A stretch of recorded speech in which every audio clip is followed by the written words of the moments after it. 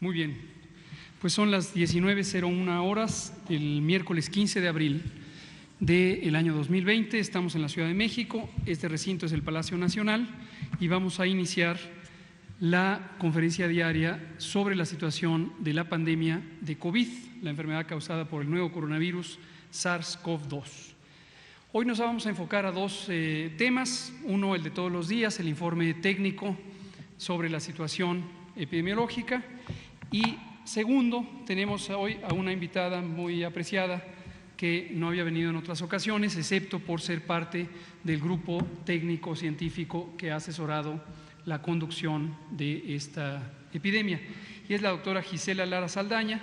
La doctora Lara Saldaña es la directora general o coordinadora general del programa IMSS Bienestar y tiene una amplísima experiencia en este programa, lo ha coordinado por muchos años y nos va a traer yo diría buenas noticias, noticias muy interesantes que tienen que ver con preguntas que se han hecho aquí sobre las poblaciones rurales y el riesgo en estas poblaciones rurales, y nos va a comentar, bueno, no me adelanto, ella nos va a comentar cosas muy buenas. Y vamos a empezar entonces. Hoy yo presentaré el informe, me pongo de pie y enseguida le damos la palabra a la doctora Saldaña. Bienvenida. Como es costumbre, empezamos con la situación mundial. Tenemos en esta representación gráfica ya acostumbrada la ocurrencia de casos de COVID en el mundo, de acuerdo a los continentes o regiones administrativas de la Organización Mundial de la Salud. Y les recuerdo, este mapa o esta distribución precisamente procede de la información que integra la Organización Mundial de la Salud. Y lo que se ve en las barras de colores es la ocurrencia de casos desde el inicio del año hasta la fecha de hoy, 15 de abril, y está distribuida por estos continentes, y tenemos Europa y América, que son las dos regiones del mundo con la mayor intensidad de transmisión. Tenemos prácticamente 2 millones de casos registrados desde el inicio de la epidemia en todo el mundo, y el 57% de ellos, que corresponde a un poco más de 1 millón, son casos que han ocurrido en las últimas 14 días. Es decir, son personas que padecen COVID y, como es reciente, seguramente contribuyen todavía a la transmisión. Recuerden que este número es importante porque en la medida en que vaya disminuyendo, estamos hablando solamente de los casos históricos, de los casos de las temporadas iniciales de la epidemia, pero en su momento serán menos los que correspondan a los últimos 14 días. Todavía falta varias semanas para llegar a ese punto, en este momento es 57%. Y también la tasa de letalidad, que continúa aumentando. Este aumento de la tasa de letalidad tiene que ver principalmente con dos fenómenos, tanto a nivel mundial como en México. Uno es la propia ocurrencia de muertes que representa el riesgo de morir en las personas que tienen alta probabilidad de complicarse. Ya hemos dicho quiénes son estas personas, lo seguiremos diciendo. Y el otro fenómeno es que hay una enorme cantidad mayoritaria, 80%, de personas que lo que tienen es un COVID leve, la forma leve de COVID, que es una forma que se resuelve de manera espontánea. En la medida en que tenemos enorme cantidad de estos casos, quedan sin registrarse en la mayoría del mundo, y como hemos comentado también, y mañana lo volveremos a detallar, en México, para sí considerarlos de manera explícita, utilizamos el método de vigilancia centinela, que nos permite explícitamente reconocer que tenemos casos que no pueden ser contabilizados, no pueden ser identificados de manera directa, pero sí tienen que ser tomados en cuenta cuando se hacen estimaciones. No todos los países usan este método, por lo tanto, en los países que no usan este método se quedan con una impresión reducida de un fenómeno que todos sabemos existe, y es los casos no detectados. La siguiente, por favor. Aquí se ve nuevamente la distribución, pero solamente de los casos en los últimos 14 días. Y esto explica que veamos nuevamente cómo los continentes, estos dos continentes o regiones administrativas de la Organización Mundial de la Salud, están teniendo ya casi igual contribución a la continuidad de la epidemia. La siguiente. En el territorio nacional seguimos viendo la progresión de la epidemia y hemos dicho, esta epidemia continúa y continúa cada vez de manera más acelerada. Cada vez de manera más acelerada. Esto quiere decir, cada vez ocurren más casos por día. Y esto se representa también por una dispersión geográfica. Y hoy lo que vemos, que se contrasta por los colores en el mapa, el color verde claro es donde hay pocos casos registrados, de 1 a 50, y en cambio va progresando de 51 a 100, 250, 500, 1000 o 2000, de acuerdo a la escala de colores que se ve ahí en la propia diapositiva.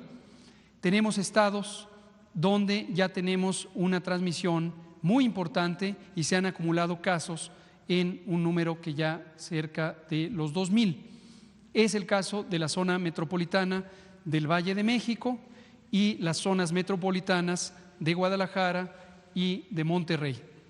También es el caso de Puebla, la ciudad de Puebla de Los Ángeles, es el caso del municipio Benito Juárez, donde está Cancún, Quintana Roo, es el caso de Culiacán, Sinaloa y definitivamente es el caso de Tijuana y Mexicali. Aclaro específicamente las metrópolis o las zonas urbanas, porque aunque vemos pintado todo el mapa, en realidad no es una transmisión o una ocurrencia de casos uniforme en todo el territorio de los estados. Hasta el momento, las zonas suburbanas o las zonas rurales no tienen una transmisión muy relevante. Estamos próximos a presentarles, no hoy, pero en fecha muy próxima, un mapa municipal. Y en este mapa municipal se ve con mucha mayor precisión que esta transmisión está focalizada geográficamente focalizada. Esto va a ser relevante para distintas modificaciones de las medidas que hasta el momento hemos tenido y las anunciaremos en su momento. Desafortunadamente, tenemos 449 personas que han perdido la vida por padecer la forma grave de COVID. Esta forma grave es fundamentalmente neumonía o neumonitis, como se le llama al daño pulmonar agudo ocasionado por virus y las distintas complicaciones que esto implica. Se han estudiado ya 42.702 casos que fueron reportados como sospechosos en su momento y que al hacerles la prueba diagnóstica resultaron en 5.847 confirmados y quedaron en el estado de sospechosos, pero ya negativos, 25.138, que se descartó la infección por el coronavirus. La siguiente. Aquí se ve en forma de una gráfica.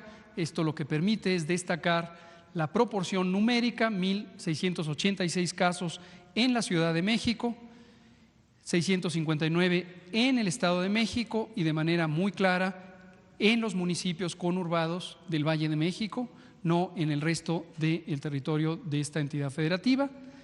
Baja California, lo mismo, es fundamentalmente las ciudades de Mexicali y sobre todo Tijuana y el resto de los estados. La siguiente.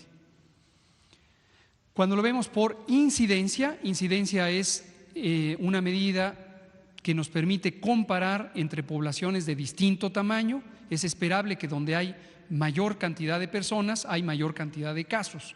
Entonces uno no puede comparar de manera equilibrada una ciudad con cerca de 9 millones de personas como es la Ciudad de México con alguna ciudad que tuviera, por ejemplo, 1.200.000 personas. Pero para poder hacer una comparación equilibrada, uno divide la cantidad de casos que se presentan en cada una de las dos ciudades, o 3 o 5, o todas las que se quiera comparar, por el número de habitantes. Y esa medida se llama proporción de incidencia o incidencia acumulada, y es lo que se representa aquí en este mapa, de acuerdo a distintas intensidades del color verde.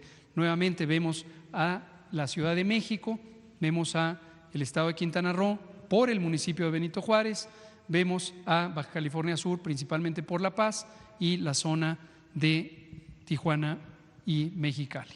La siguiente. Misma información, pero en este caso de manera gráfica, para ilustrarlo. Baja California Sur, que es un estado con relativamente poca población, tiene una importante incidencia, a pesar de tener pocos casos, relativo a su población, representa una incidencia que es la mayor del país en este momento. Quede claro que esto va cambiando. No quiere decir que de manera definitiva una entidad federativa que ocupa los primeros lugares de incidencia necesariamente seguirá siendo la primera siempre. Esto cambia de acuerdo a la intensidad de la transmisión de los otros estados y del estado mismo. La siguiente. Aquí lo que vemos, y nos interesa siempre destacarlo, es la distribución de casos graves que están en las barras amarillas con casos leves que están en las barras verdes. Hemos quitado ya, lo habrán notado desde hace unos 6 días, aquel diagrama de círculo o de pastel que tenía la proporción de graves y la proporción de leves, y dejamos muy claro por qué lo hicimos, porque en el momento en que entró la vigilancia centinela, sabemos, estamos perfectamente conscientes que no tenemos un registro directo de varios, una proporción importante de los casos leves.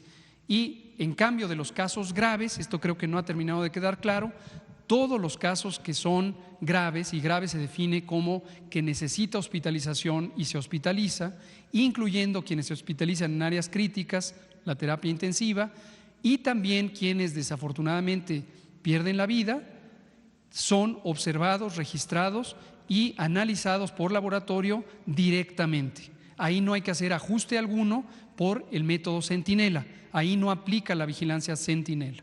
Pero en los casos leves, que son la gran mayoría, sí, como no son medibles de manera directa, sí hacemos la vigilancia centinela. Si tomáramos la distribución solamente de los casos confirmados, que son estos 5.847, tendríamos una estimación desproporcionada que haría parecer como que crecientemente tenemos más y más casos graves en comparación con los leves, cosa que no es el caso. Cada jueves estaremos anunciando las estimaciones de la vigilancia centinela, como lo hicimos inicialmente el jueves anterior.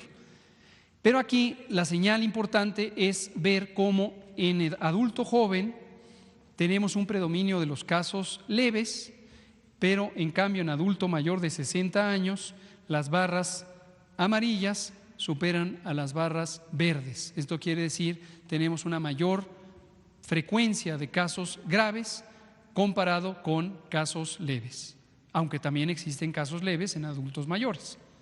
La siguiente. Esta es la distribución de los 5.847 casos confirmados, solamente son esos casos, de acuerdo a su estado clínico al momento de la hospitalización. Entonces, al momento de hospitalizarse, 256 personas que estuvieron hospitalizadas en terapia intensiva y también estuvieron con ventilación mecánica, es decir, intubados. Es el estado más grave de esta enfermedad y esto representa 4.4% del total de esos 5.847 casos. La siguiente.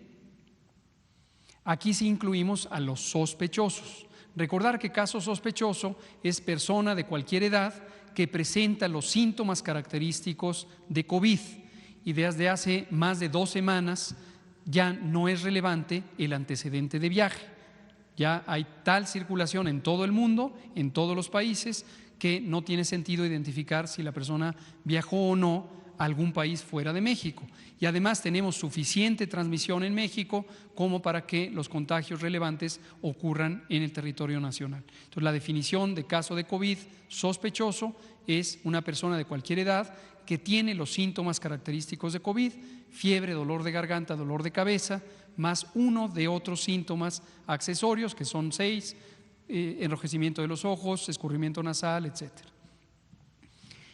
En los casos sospechosos es donde se hacen los estudios de laboratorio para identificar si se tiene o no infección por el nuevo coronavirus. Quienes son confirmados están aquí y están distribuidos de acuerdo a su estado clínico al momento de la detección. obviamente la persona puede cambiar su estado clínico, tener enfermedad leve y posteriormente desarrollar una complicación, necesitar hospitalización y, por supuesto, eventualmente, afortunadamente, en una proporción pequeña, llegar a necesitar hospitalización en unidades de cuidado intensivo. Esta es la distribución. La siguiente. Aquí lo que vemos es la parte más lamentable de esta epidemia, que son los fallecimientos, la pérdida de la vida, la muerte. Y lo que vemos es dos maneras de identificarlo. Una es en estas barras azules, estamos viendo la cantidad de personas que lamentablemente pierden la vida de acuerdo a la fecha en la que esto ocurrió. No necesariamente todos tienen, ayer me preguntaba alguien de ustedes, ¿cuánto tiempo transcurre la enfermedad desde que se presenta como enfermedad grave hasta que ocurre el fallecimiento? En promedio 9 días, en promedio, en México hasta este momento de la epidemia. Esto puede cambiar, cambia de país a país, de acuerdo a muchos factores, y puede cambiar a lo largo de la epidemia. En este momento es en promedio 9 días, con una importante variabilidad. Hay personas que pueden estar 2 meses en la terapia intensiva, salir avante. También hay personas, quiero dejarlo en claro, esto es una buena noticia, también hay personas que, habiendo estado en el estado más crítico, logran salir con bien y recuperarse, ¿no? Y lo que vemos aquí es la cantidad de personas que han ido perdiendo la vida a lo largo de este tiempo, y son las que ya mencionamos, casi 450, son 449 que se ven representadas en esta gráfica de acuerdo a esta línea de color negro.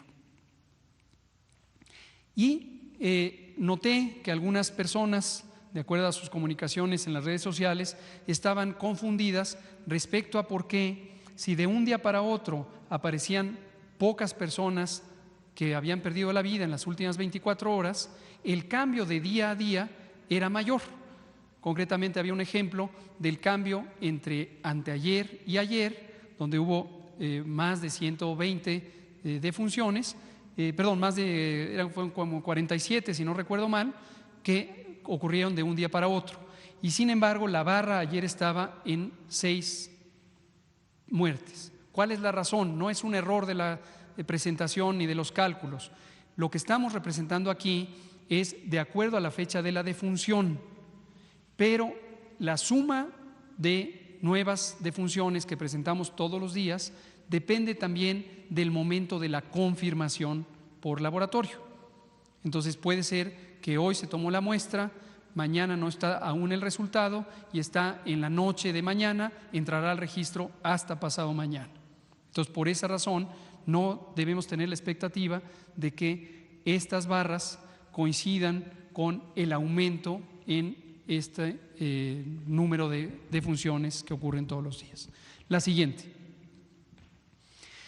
Esto es importante para recordar cuáles son las condiciones de salud o de enfermedad existentes en personas que desafortunadamente presentan complicaciones de COVID y tienen una mayor probabilidad de morir comparados con personas que no tengan estas características. Y lo recordamos cada día, adultos mayores de 60 años, y el riesgo va aumentando prácticamente por cada 5 años de edad a partir de los 60. Segundo, mujeres embarazadas, tengámoslo muy presente, mujeres embarazadas, y también personas que padezcan estas enfermedades crónicas. Y no perder de vista que en México tenemos una altísima, muy alta frecuencia o prevalencia de estas enfermedades. Esto quiere decir que un porcentaje muy significativo de la población mexicana tiene sobre todo las 3 primeras condiciones. En México tenemos casi 35% de personas con hipertensión arterial, 14% de personas con diabetes mellitus y 75% de personas que tienen sobrepeso o bien obesidad, que es una forma más avanzada del sobrepeso. Por supuesto, tenemos también una alta prevalencia de esta enfermedad, que es el tabaquismo, una de las adicciones más frecuentes en México, y otros eventos, otras condiciones de salud. La siguiente, por favor. En esta diapositiva, lo que nos interesa señalar es 3 categorías del riesgo de presentar desenlaces fatales, de acuerdo a la edad solamente, independientemente de que las personas en distintas edades pueden también tener enfermedades crónicas. Y ojo, cuando alguien tiene más de un elemento de riesgo, por ejemplo la edad, y además hipertensión, y además diabetes, y además fuma, y además todo lo demás, va aumentando el riesgo. Entonces, ¿por qué digo esto? Para recordarles a todas y todos quienes nos escuchan que hay que cuidar de manera muy especial a las personas que tienen los factores de riesgo, solo por la edad o solo por las enfermedades, pero si se juntan, con mayor razón tienen mayor riesgo de complicaciones y de desenlaces fatales. Habíamos dicho con gusto que no teníamos una sola persona que hubiera perdido la vida y que tuviera menos de 25 años. Ya tenemos desafortunadamente una persona y muy tristemente fue una niña. ¿Cuál es la razón? Esta niña tenía síndrome de Down.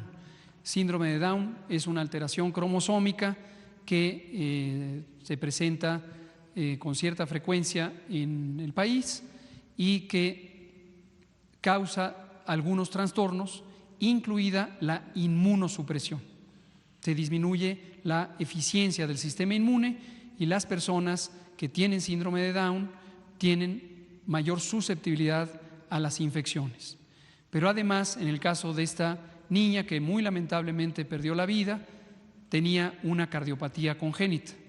Entonces tenía 2 elementos de riesgo que la hicieron propensa a complicarse. La siguiente. Cuando vemos la letalidad por entidades federativas, vemos importante variación y notamos que la cantidad de defunciones, todas y cada una de ellas muy lamentables, no corresponde con la letalidad. ¿Por qué razón? Porque hay poblaciones de distinto tamaño y tenemos estados con poblaciones relativamente más pequeñas que tienen letalidades muy altas. La siguiente. Y aquí es la mortalidad, que también hemos explicado, que se trata de la contribución de COVID a la probabilidad de perder la vida. Y hay muchísimas causas, por cierto, no olvidemos, sin menospreciar la importancia que tiene esta epidemia, que tenemos distintas otras causas de muerte y en México las primeras son enfermedades crónicas, enfermedad cardíaca crónica o cardiovascular, hipertensión de manera específica, diabetes,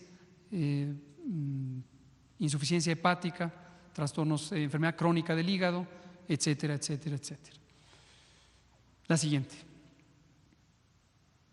Esta identificación que también traeremos frecuentemente es la proporción o porcentaje de personas que teniendo una enfermedad COVID, parecida a COVID, se encuentran positivas a el virus SARS-CoV-2.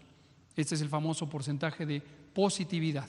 Quiere decir, de cada 100 personas que tienen fiebre, dolor de cabeza, dolor de garganta y uno de los otros síntomas, y se les toma una muestra para identificar si tienen o no infección por el nuevo coronavirus SARS-CoV-2, 13.3% se encuentra que lo tiene. ¿Qué tiene entonces? ¿Cuál es la causa de esa enfermedad en todas las demás personas?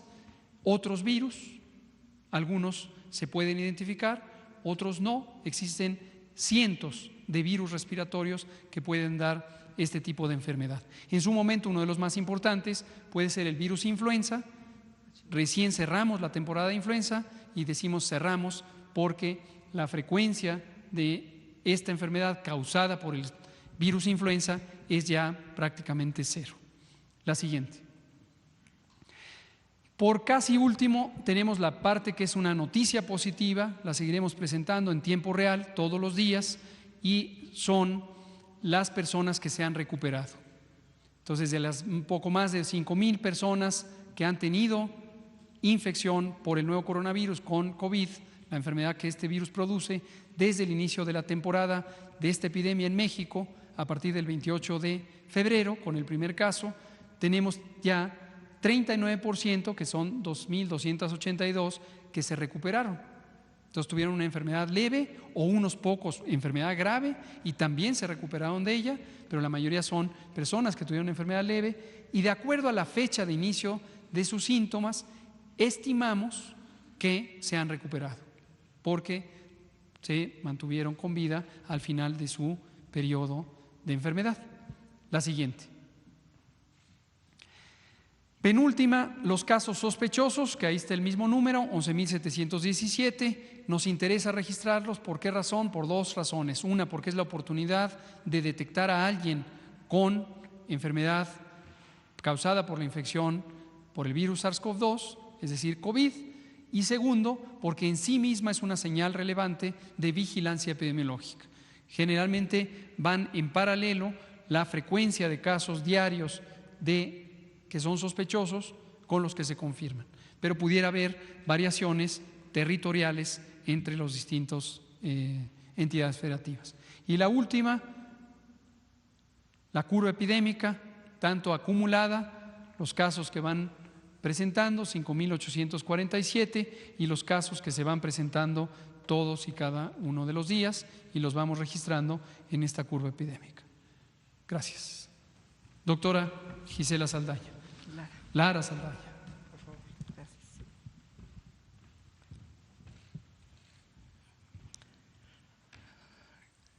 Gracias, doctor. Por favor, ¿me pone la primera? Bien. Les voy a hablar de InsBienestar. Es un programa del gobierno federal, tiene 40 años de dar atención a población sin derecho a biencia en localidades rurales, indígenas, de muy difícil acceso. Estamos en algunos lugares, en localidades de alta y muy alta dispersión primero y marginación también. Estamos en 19 entidades federativas, atendemos a través de 80 hospitales el segundo nivel y de 3,622 unidades el primer nivel. También contamos con unidades médicas móviles, 140 y 184 brigadas de salud. Nuestra población a la que atendemos son 12,300,000 personas y de esas 4,4 son personas que habitan en localidades indígenas. La que sigue, por favor. Bueno, a partir de que supimos del coronavirus en China, nos dimos a la tarea que de algún modo nos dimos cuenta que iba a llegar a México en algún momento, y el 31 de enero, un mes después, empezamos una estrategia de capacitación a nuestros compañeros trabajadores, tanto los directivos de conducción en la operación como a los médicos y enfermeras, paramédicos, personal administrativo y personal de acción comunitaria. Y empezamos realmente a hacer una capacitación porque déjenme decirles que en muchos de los lugares no tenemos a veces internet. Entonces teníamos que empezar con mucha anticipación para que cuando nos apareciera en México, nuestros compañeros tuvieran la posibilidad de tener el mayor número de información y la mayor información posible. Les puedo decir que al día de hoy, el personal directivo de conducción, que en total son en promedio 750 personas, el 100% está capacitado. Me refiero a médicos y enfermeras, personal administrativo y 43 personas que son los supervisores de acción comunitaria, porque el programa tiene 43 regiones en lo que está dividido en los 19 estados donde tenemos presencia. Entonces, el personal que dirige, el personal que conduce, el personal que supervisa, el 100% está capacitado. Y del personal operativo que está en los hospitales y en las unidades de primer nivel, llevamos el 96%. Ese 4% que nos falta está aquí, en la parte administrativa. Pero nuestros médicos y nuestras enfermeras, nuestros paramédicos están capacitados, igual que el personal de acción comunitaria, que es el que se encarga de trabajar con la comunidad y orientar a la comunidad. Déjenme decirles que también tenemos 1,075 residentes de las principales, de las troncales, de las especialidades troncales, que están haciendo sus últimos 6 meses antes de ser titulados como especialistas. Están con nosotros en nuestros hospitales y el 100% de ellos están capacitados. Aparte, por su cuenta, 1,533 compañeros entre médicos y enfermeras han tomado el curso en línea que da la OMS-OPS. Hemos realizado 9 videoconferencias en donde hemos tocado temas relacionados con cómo atender qué es el coronavirus, cómo atenderlo, cómo vamos a enfrentar la pandemia, haciendo la estrategia, sobre todo de filtros para evitar el contagio al interior de los hospitales en el ámbito rural. La que sigue, por favor. Bueno, les decía, hemos dado mucha capacitación también a la parte administrativa, cómo nos tienen que resolver ellos el problema del abasto, cómo distribuirlo oportunamente, cómo llevarlo, haciendo rutas mucho más fáciles y más prácticas, de modo que rápidamente nuestros compañeros en los lugares más lejanos puedan acceder a tener los insumos que ustedes saben no han sido del todo tan fácil conseguirlos. Entonces, cuando una vez los hemos tenido, que sea rápido el que lleguen pronto hasta las localidades más lejanas. Entonces, también teníamos que sensibilizar a nuestros compañeros administrativos que su trabajo tenía que ser ahora más rápido para que nuestros compañeros que están directamente atendiendo a la población pudieran tener lo esencial. Les puedo decir que este es el modelo que nosotros diseñamos para que se pudiera atender la pandemia. A partir del día 1 de abril, los 80 hospitales tienen un filtro. Es una unidad de medicina, de unidad médica móvil, es esta, tiene 2 consultorios, uno es para el médico, uno es para la enfermera, y nuestro personal de acción comunitaria logró tener de algún modo ayuda con los presidentes municipales para poner una carpa y sillas, de modo que a la entrada del hospital está un promotor de acción comunitaria. Si el paciente que llega va a urgencias, puede pasar a urgencias, y si no lleva ningún problema respiratorio. Si la persona que llega al hospital quiere ir a la consulta y no lleva ningún problema respiratorio, pasa a la consulta, ningún problema. Tiene un problema respiratorio, no entra ni a urgencias ni entra a la consulta externa, va al filtro. Y aquí tenemos a los médicos y a las enfermeras que también capacitamos. Ahorita que les decía que todos estaban capacitados, déjenme decirles que capacitamos a 160 personas, 80 médicos y 80 enfermeras, para que ellos a su vez capacitaran al resto de sus compañeros, porque estos filtros están los 5 turnos: la mañana, vespertino, nocturno A y nocturno B, y jornada acumulada sábados y domingos. Las 24 horas del día funcionan los filtros, de modo que no haya contagio de un paciente que llegue con un problema respiratorio, pase a la consulta externa o pase al servicio de urgencias. Primero pasa al TH.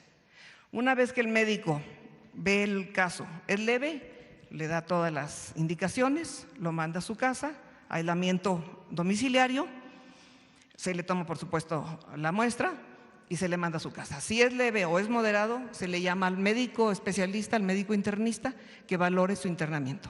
En el caso de ser internado, bueno, pues ya pasa al hospital, pero no va a pasar nunca. Ahorita en la siguiente, bueno, déjenme decirles antes de pasar a la siguiente, que lo ubicamos en 4 cubículos. En promedio, todos nuestros hospitales van a tener entre 8 y 12 camas especiales para COVID. Un cubículo es para adultos graves, otro es para pacientes quirúrgicos y de observación, por aquello de que llegara algún paciente que tuviera necesidad de ser operado y aparte tuviera COVID. Un tercer cubículo para pacientes obstétricas y un cuarto cubículo para pacientes pediátricos. ¿La que sigue? Por favor. Bueno, aquí el señor presidente nos acompañó en Tlaxiaco a inaugurar el hospital, y ahí se le mostró porque ese día también se inauguró de algún modo todas las unidades móviles, el triage, se le explicó el modelo de cómo lo íbamos a hacer, y bueno, ahí lo está viendo. La que sigue, por favor. Ahí le explica el médico. Bueno, esto es justo la reconversión de hospitales que hicimos. Pusimos el triage, la unidad médica móvil aquí, de modo que el paciente entra al hospital, aquí está el filtro sanitario. Si el paciente viene a otra cosa, a la consulta externa, que no traiga problema respiratorio, entra a la consulta, o si no, entra al servicio de urgencias. Si trae un problema respiratorio, se viene derecho hasta el TH, de modo que no toca el resto del hospital para que las personas que estén ahí no se contaminen. Y de aquí ya, dependiendo del caso, en el caso de ser hospitalizado, ya lo pondríamos en un momento dado en graves o en quirúrgicos, obstétrico o pediátrico. La que sigue, por favor. Al día de hoy, pues esas son las buenas noticias. Casos confirmados, llevamos 7, 4 han tenido que estar hospitalizados. a 2 los hemos manejado a 3 los manejamos de manera ambulatoria y a 1 ya lo dimos alta sanitaria. A todo el personal que nos llega, que es de salud y que tiene algún síntoma, también se le toma la muestra. Al día de hoy se le han tomado a 55 compañeros y 40 nos han dado ya el resultado, ninguno positivo, todos negativos. Nos faltan 15 resultados y les puedo decir que estamos haciendo mucha prevención y creo que la gente nos está entendiendo. No es lo mismo que en la ciudad, en el campo es más fácil trabajar con las comunidades. Cuando uno les explica los síntomas, los signos, lo entienden, saben que si hay que tener aislamiento, lo tienen, saben que si no hay que salir de casa, no salen, cosa que ustedes saben que aquí en la ciudad pues no hacemos como que del todo mucho caso a veces. Son muy ordenados, entienden, saben lo que eso pasa, ya lo vieron con el H1 y el N1, entonces lo entienden. Siempre les recordamos eso. ¿Se acuerdan cuando llegó la H1, N1? Y todo el mundo se acuerda en la comunidad, entonces sí nos están haciendo bastante caso, entienden. Y aparte tenemos una red de 315,000 voluntarios que trabajan de manera voluntaria para el programa y nos ayudan en su propia lengua a transmitir los mensajes de las medidas preventivas para evitar los contagios. El primer día tenemos ya una alta sanitaria que les decía, fue un masculino de 54 años, obeso, el manejo fue ambulatorio, le dimos seguimiento al caso y a todos se les tomó muestra y todos salieron negativos.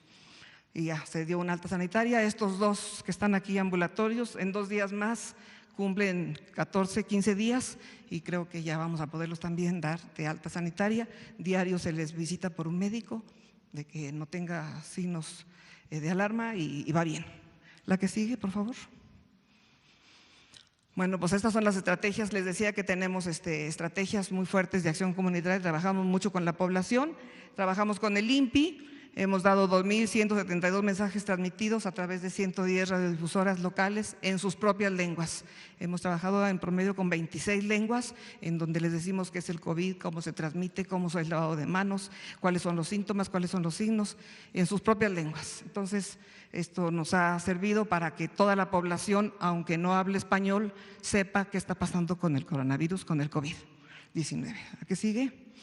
Bueno, también entre las estrategias les hemos enseñado a cómo hacer el alcohol gel y ellos de algún modo también han hecho cubrebocas para ellos mismos. Les hemos dicho que cuando tienen un paciente con probable COVID, porque le tomamos la muestra y lo mandamos a aislamiento domiciliario, sabemos que tiene que traer el cubrebocas, pero también los demás de la familia y ellos mismos hacen sus cubrebocas y son muy disciplinados.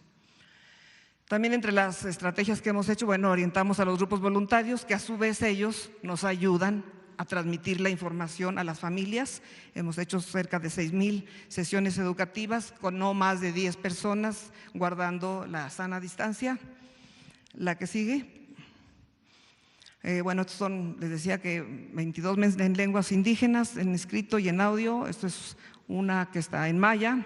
La traducción fue realizada por el Instituto de Desarrollo de la Cultura Maya. Los 2 están en maya y también tenemos, creo que, 2 mensajes audio, si los pudieran poner. Biskusa yaktimak de tumen coronavirus. Kultukultale le virus kutal tile balchebo.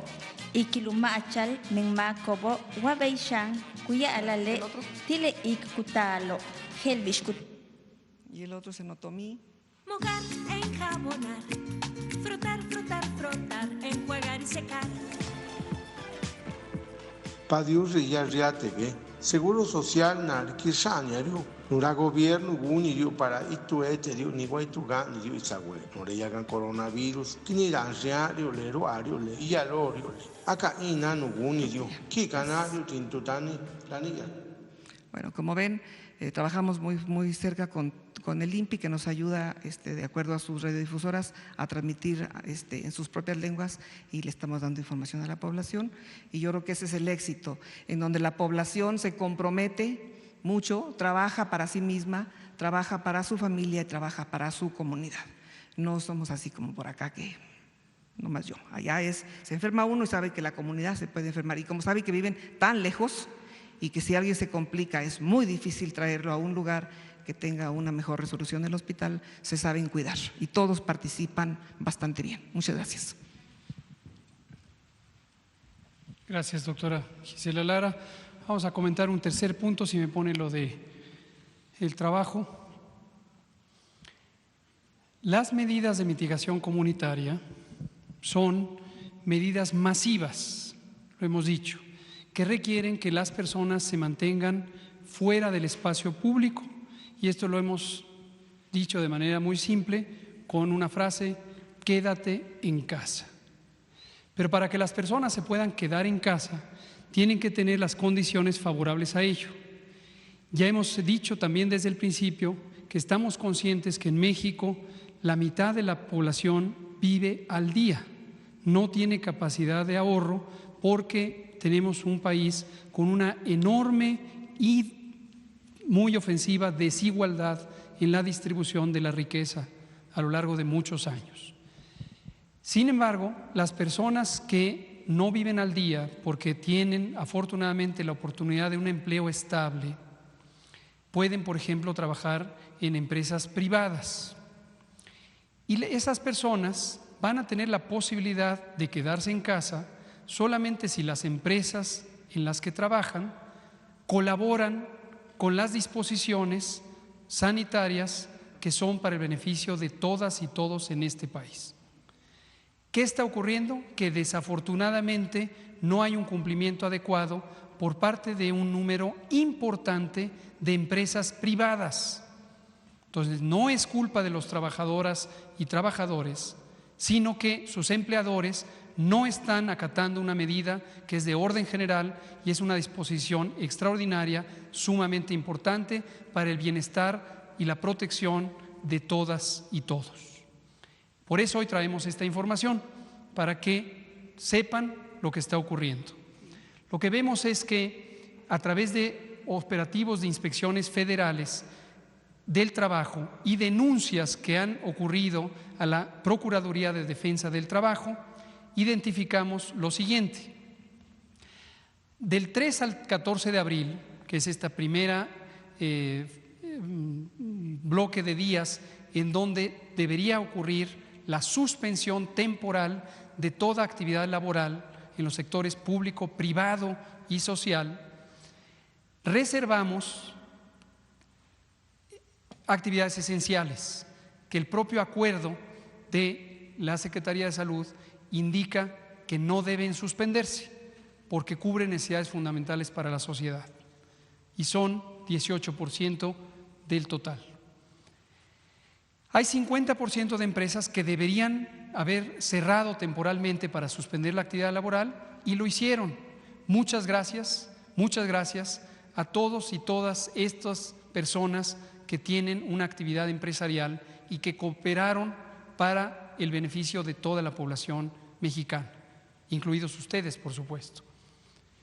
Pero tenemos empresas que no lo hicieron, sin embargo, cuando fueron apercibidas de que tenían que cerrar, cerraron. Gracias, no lo hicieron de primera intención, pero gracias por responder positivamente a las disposiciones de la autoridad. Sin embargo, tenemos 15% de empresas que deberían estar cerradas y no han cerrado. Y lo vemos en forma gráfica en este mapa. Siguiente. Aquí, en una porción muy importante del territorio nacional, ustedes pueden reconocer por la geografía los estados, pero por si no se reconocen de manera directa, aquí están los estados: Jalisco, Estado de México, Michoacán, Veracruz, Nayarit, Puebla, la Ciudad de México, Baja California, Aguascalientes, Hidalgo y Guanajuato, las zonas industriales del país, allá y acá. ¿Qué quiere decir esto? Que en esos sitios no hay una contribución completa, como se espera, a la reducción de los contagios, porque las personas no se pueden quedar en casa porque están en riesgo de perder su empleo, porque la empresa en la que laboran no está acatando disposiciones generales. Y estos son los sectores a los que corresponden: la industria automotriz, 25%, casi 26%, comercio o distribución de otros productos no esenciales, Aquí están algunos ejemplos: la industria textil, la industria maderera y otras actividades como la industria aeroespacial, el maquinado industrial, la celulosa, tabacalera, construcción y otras industrias no esenciales. ¿Qué vamos a hacer? La siguiente. A todas las empresas que se niegan a cerrar, se les levanta un acta de inspección en materia de seguridad y salud en el trabajo. ¿Por qué razón? Porque esto da inicio al proceso de sanción. Y la Secretaría del Trabajo, como autoridad competente en materia laboral, da vista a la autoridad sanitaria para que realice el procedimiento correspondiente a la clausura. ¿Dije clausura? Sí, a la clausura. Y se da vista también al Ministerio Público para que se realice la investigación correspondiente al posible delito, porque aquí estamos hablando de un daño a la salud que puede costar la vida. Lo traemos aquí para que la población lo conozca, para que sepamos lo que no está ocurriendo y debería ocurrir y lo que va a seguir a continuación a partir de ahora. Gracias. Vamos a abrir a preguntas y respuestas. Araceli, usted y usted. Gracias. Por favor. Preguntarle, Araceli de Canal 11, preguntarle si va a haber mañana anuncio de que entramos a la fase 3. Si no es así, ¿qué día de la semana se planea dar este anuncio?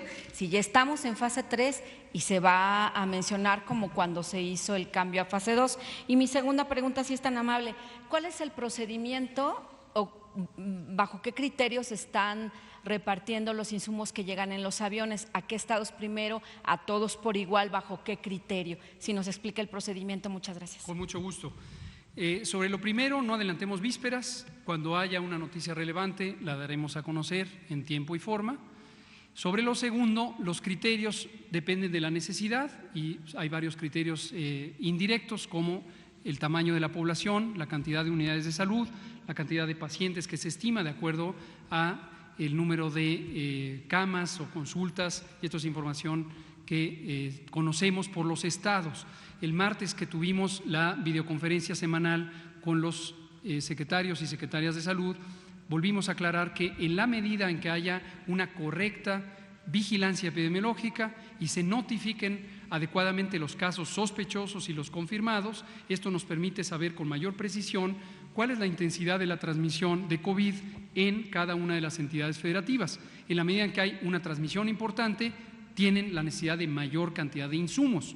Los estados que tienen pocos casos registrados, inferimos que no tienen una intensidad importante de enfermedad. Esto es notificación que producen los estados, que quede claro eso, y en la medida en que nosotros en la federación conozcamos que hay necesidad, por supuesto que se transfieren los insumos correspondientes. Gracias. Por favor. Y por favor. Gracias. Buenas noches, Bianca Aguirre de Notimex TV. Preguntarles sobre la Guardia Nacional. Minutos antes de las 5 de la tarde, pues ya en Twitter ellos lanzaron que ya están saliendo a las calles, en este caso al resguardo de hospitales del IMSS. Esto va a ser esporádico y también acerca de los insumos. Hay hospitales que han hecho manifestaciones. Ayer, por ejemplo, el 1 de octubre, hoy el hospital 20 de noviembre, siguen quejándose de que no dan los insumos todavía. Gracias. Muchas gracias.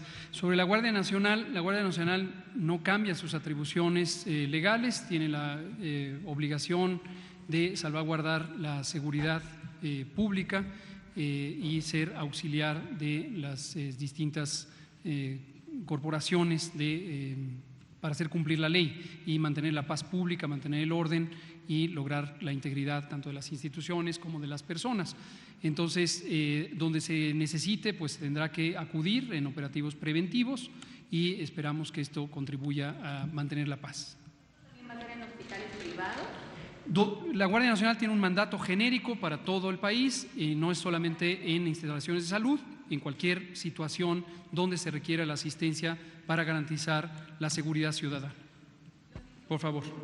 Los insumos, justo lo mismo, se van distribuyendo de acuerdo a dónde llegan. Ayer decíamos que es muy útil que haya denuncias, tomamos nota de ellas y se investiga de manera directa cada institución dónde hay un faltante y por qué razón. Gracias. Buenas tardes, compañeras, compañeros. Héctor Tlatempa, de Puntos Suspensivos Radio, Puntos Suspensivos Comunicación. Doctor, nada más recordarle, bueno, el motivo de mi presencia aquí es para dos cosas. Una, la mañanera del 4 de abril, en sábado, fue la primera mañana, tuve oportunidad de hablarle de un programa acerca del doctor José Antonio Lara Peinado. Es un psicoanalista que está interesado en que conozca el secretario de Salud y usted su programa, que básicamente trabaja con los niños, la violencia y la agresión que viven día con día. Es un trabajo ya comprobado, ya lo habíamos platicado, ya están enterados, pero salieron pronto y ya no tuve oportunidad de entregarles el trabajo metodológico. Bien. Ya tuve oportunidad de ver, estar en la clínica del profesor, no lo conozco todavía yo aún, pero me proporcionaron su libro y me dejó un recado en el libro porque él está trabajando ahorita, da consultas gratis vía telefónica, él está en Hidalgo y ayuda ahorita precisamente para todos los casos de ansiedad, de depresión y todo lo que se está empezando a dar ahorita con los casos de que estamos encerrados y de que esto se va a poner peor. Entonces él pone a sus servicios, me dejó su teléfono también para que se puede poner en contacto con usted y ofrecer gratuitamente. Muchas gracias. Cualquier ayuda es bienvenida, lo aprecio mucho. Tengo aquí los documentos. Déjeme el libro, por favor, y lo analizamos. Con mucho gusto, gracias. Gracias. Por favor, Natalia Vitela. Buenas noches. Tengo varias preguntas, doctor. La primera es saber si el total de pruebas que se han realizado agrupa casos confirmados, casos negativos y casos sospechosos. O sea, son 42,000 pruebas las que se han hecho. Es correcto. ¿El factor de expansión cambia según la entidad? Se lo digo porque el 13 de abril la jefa de gobierno informó que había 855 casos confirmados, es decir, 6,000 casos, entendiendo el modelo Centinela, y quería saber, bueno, da un multiplicador de 7, que es diferente al que había dado. Cambia por entidad y cambia en el tiempo también. Si quiere, mañana lo vamos a informar y vamos a abordar detalles de este modelo, pero sí, ahorita definitivamente esta es la respuesta. Cambia por entidad federativa y cambia en el tiempo. En la fase 3, ¿hasta cuánto podría crecer? ¿Tienen estimación? Es una predicción un poco difícil de hacer, pero lo vamos a estar monitoreando en tiempo real. Dijo que iba a hablar de las muertes, ¿cómo se estimaban? ¿Nos puede explicar? No se hace una estimación, se hace una contabilización directa debido a que el 100% de los casos fatales son analizados. Perdón, ya nada más, ¿qué cambia en la fase 3, además de esto que nos acaba de decir? Cuando anunciemos la fase 3 lo explicaremos. Por favor. Hola, Ernestina Álvarez de MBC. Quería ver si ha tenido contacto con algunos gobernadores, sobre todo de Acción Nacional, quienes a través de sus redes sociales han denunciado que estos insumos que les llegaron de personal médico pues es de mala calidad. Incluso ellos han puesto algunas fotos donde estas batas son completamente transparentes. Saber si hubo un error o qué ha pasado con esto, tomando en cuenta que estos gobernadores señalaron que van a regresar los insumos al gobierno federal. Gracias. ¿Cómo no? Vi esto que me platica de las redes sociales. Lo que hay no es ningún error, es un problema de comunicación. Se especificó cuando se mandaron estos insumos, estas batas transparentes, por si usted se las encuentra en algún medio de información o en las redes sociales, no tienen un uso clínico. No tienen, si nos están escuchando estos respetabilísimos gobernadores con quienes hemos tenido múltiples conversaciones de otros temas, lo que les recuerdo es estas batas transparentes y los insumos que circularon ustedes, fotos, no tienen una indicación de uso clínico, es decir, no son para médicos y enfermeras que están en las unidades de salud, precisamente porque son de un material muy delgado. Esto no es tampoco, que quede muy claro, lo que se compró en China. Aunque son de fabricación china, no es lo que vino en los aviones por compra. Esto fue un donativo, así como hemos tenido muchísimos. Y lo que se pretende es tener una bata de uso muy simple para el personal comunitario que tiene un riesgo de exposición muy bajo. Por ejemplo, quien está en la puerta de una dependencia pública haciendo los filtros sanitarios, tomando la temperatura, puede usar este tipo de equipamiento. Muchas gracias. Vamos a dar lugar a la última pregunta, a una mujer, nos queda 1 minuto y medio. Muchas gracias, doctor. Nurit Martínez, del periódico El Sol de México. Preguntarle, de estas localidades capitales que usted ya habla, que están en una condición pues, muy por delante del resto del país, ¿podríamos decir ya que son los focos rojos? Ayer hablaba usted de una fase 3, prácticamente los hechos en estos lugares. Y la otra, respecto a la última pregunta de mi compañera, nada más para precisar, ¿hay una confrontación con los gobernadores por la calidad de los insumos? Gracias por sus preguntas. Retomo sobre la segunda porque conecta con lo que platicó su compañera. No hay confrontación alguna con ningún gobernador por razón alguna. Como hemos dicho siempre, estamos perfectamente dispuestos a escuchar cualquier inquietud que haya sobre este o cualquier otro tema.